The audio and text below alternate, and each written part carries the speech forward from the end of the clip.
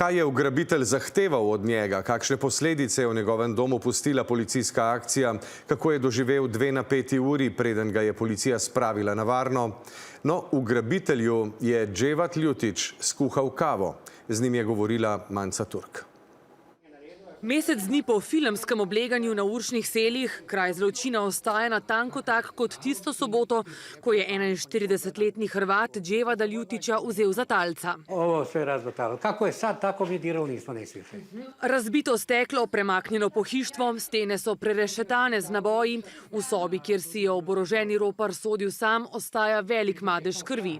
To sobo imate zdaj kar zaprto, ne marate noter? Ne maramo noter, nije. Ne da ja... Vraća mi se ta slika, razumiješ, kad uđem tu.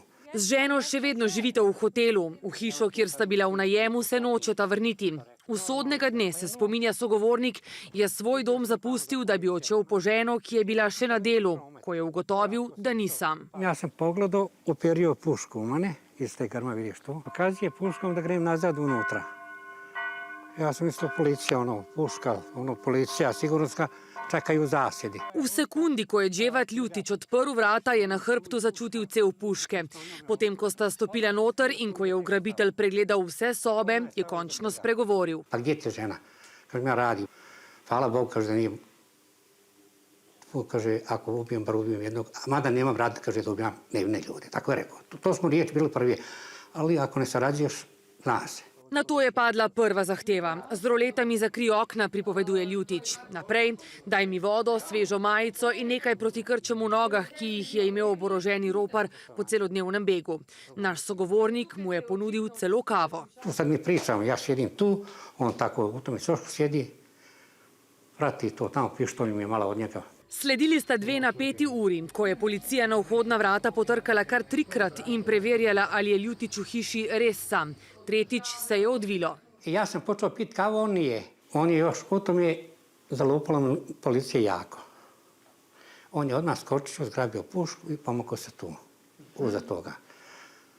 Ali je preblijedio. Vidio sam da je preblijedio. Da nije kako treba. Pitam šta sad? Kaže, ide otvori vrata, skroz i prašaj šta hoće. Ja sam izašao, gotovo je sad.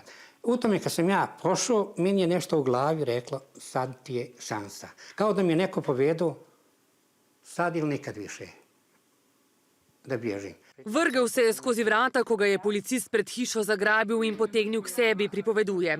Danes se zaveda, kakšno srečo je imel. Moški je namreč svoj pohod začel že 2 dni prej z oboroženim ropom v Pulju. Z Hrvaške je najprej pribežal v Gotenico, kjer je z orožjem prisilil voznika, naj ga odpelje v Kočevje. Tam je zagrozil drugemu vozniku in mu ukradel bel kombi, pot pa nadaljeval proti Črnomlju, kjer je oropal bencinsko črpalko.